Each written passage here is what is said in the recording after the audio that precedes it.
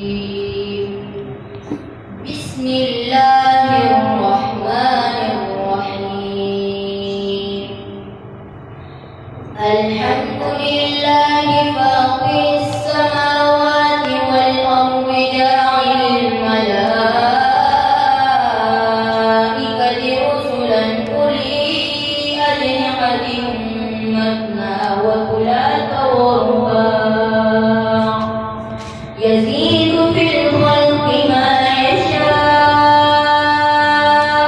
إن الله على كل شيء قدير. ما شاء الله. ما يفتح الله للناس من رحمة فلا ممسك لها وما يمسك فلا مرسل له من بعده وهو العزيز الحكيم.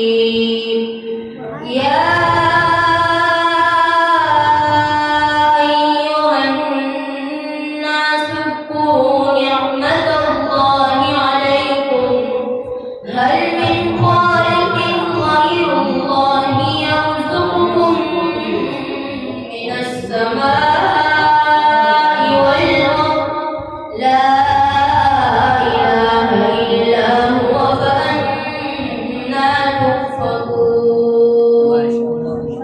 وإن يكذبوك فقد كذبت رسل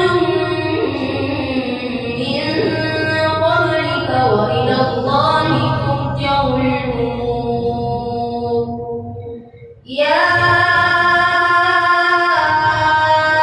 أيها الناس إن وعد الله حق فلا تغرنكم الحياة الدنيا ولا يغرنكم بالله الغرور. إن الشيطان لكم عدو فاتخذوه عدوا إنما يدعو حزبه ليكونوا من أصحاب السعير.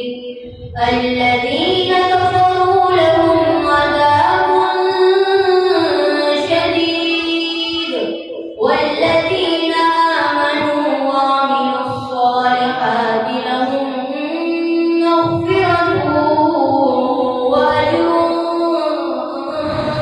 كبير.